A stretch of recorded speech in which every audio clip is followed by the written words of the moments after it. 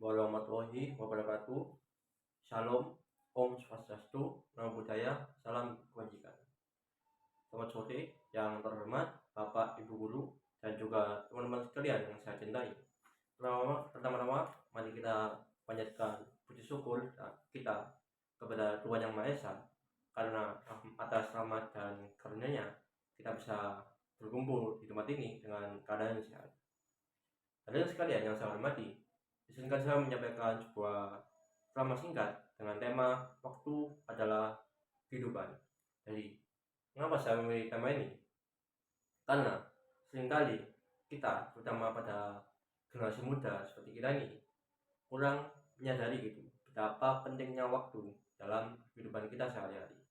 Padahal waktu adalah sesuatu yang tidak bisa kita putar ulang, tidak bisa kita beli, tidak bisa kita tukar dengan apapun. Bayangin saja nih, setiap manusia diberi modal yang sama, 24 jam sehari, 7 hari seminggu, 365 hari setahun. Tetapi hasil yang dicapai akan berbeda setiap orang. Mengapa? Jawabannya sederhana. Karena setiap orang memiliki perbedaan, yaitu cara mereka mengelola waktu. Hadirin sekalian saya hormati, ada sebuah ungkapan yang sangat menarik, yaitu time is life, not a money. If you waste money, you can earn it back, but if you waste time, you lose a part of your life forever. Jadi artinya, waktu itu bukan hanya sekedar uang. Uang bisa kita dapatkan kembali, bisa kita cari kembali. Tapi sebaliknya, jika waktu tidak bisa kita putar kembali, waktu tidak bisa kita cari, maka dari itu, jika kita kehilangan waktu, maka kita sesungguhnya sedang kehilangan gitu sebagian dari hidup kita, dan itu tidak akan pernah kembali selamanya. Jadi teman-teman sekalian, di era modern ini pasti banyak sekali godaan-godaan yang membuat kita sering banget lupa waktu gitu. Contoh saat kita bermain dengan gadget kita, yaitu media sosial, game online, hiburan-hiburan di gadget kita. Nah, semua itu memang menyenangkan gitu bagi kita. Tapi jangan lupa, itulah yang membuat kita telah membuang waktu kita dengan sia-sia gitu. Contoh seperti kita pada saat malam hari kita sedang bermain game, dan kita berpikir 5 menit lagi dah gitu, 5 menit lagi, dan 5 menit tadi itu berubah menjadi sejam gitu, 1 jam atau lebih, yang akibatnya itu bisa membuat kita lupa dengan waktu. Tugas kita terbengkalai, kita lupa dengan kerjaan rumah, kurang istirahat, kecapean, dan juga bahkan hubungan sosial pun dengan keluarga atau lingkungan sekitar kita akan terganggu gitu, karena kita terlalu sibuk dengan dunia digital kita. Jadi sekalian yang saya cintai, mengelola waktu bukan berarti kita harus bekerja keras atau belajar terus-menerus gitu, tapi mengelola waktu yaitu artinya kita mampu menyeimbangkan antara belajar, bekerja, beristirahat, bersosialisasi, dan beribadah sesuai keinginan kita masing-masing. Yaitu kita boleh saja gitu bermain media sosial ataupun bermain game, tapi kita tidak boleh melupakan kegiatan yang lain gitu, agar waktu yang sudah kita habiskan tadi bisa efektif gitu dan tidak terbuang sia-sia, dan jangan tadi menjadi produktif gitu. Nah, saya akan memberikan kira-kira 3 tips ini yang bisa kita lakukan. Yang pertama, yaitu buat skala prioritas, yaitu dengan misalnya pada kegiatan hari ini kita mau ngapain aja gitu, mau belajar atau bekerja, istirahat, mau main. Nah, kita buat skala prioritas. Misalnya ada yang kegiatan yang penting itu kita taruh di atas, dan itu akan menjadi skala kita, dan seterusnya sampai ke bawah gitu. biar kita tidak melupakan waktu, biar kita tidak melupakan pekerjaan-pekerjaan kita gitu.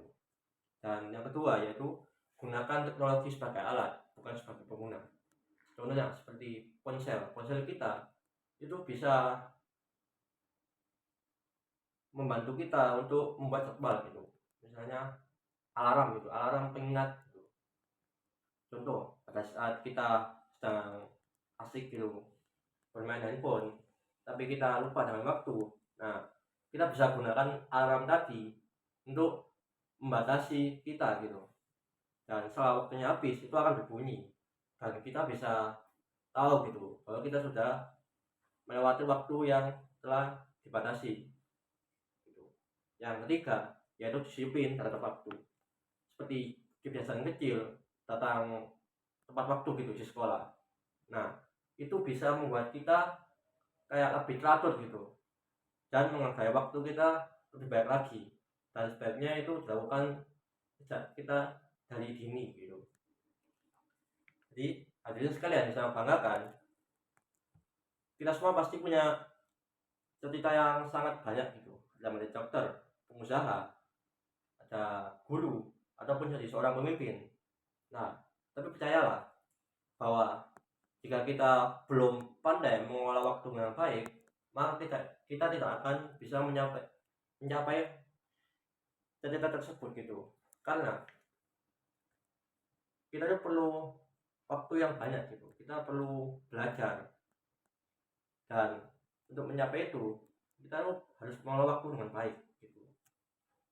Jadi mari kita renungkan sejenak, dalam sehari itu kita sudah menghabiskan waktu untuk belajar itu berapa, dan waktu untuk bermain-main itu berapa.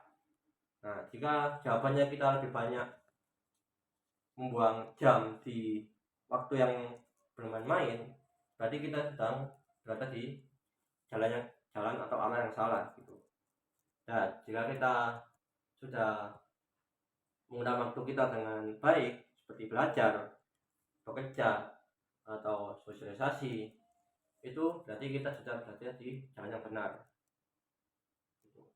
Jadi hadirin sekalian, akhir kata saya ingin mengajak kita semua untuk mulai menghargai waktu, dan ingatlah bahwa setiap detik dari waktu yang sudah kita lewat adalah bagian dari hidup kita yang hilang.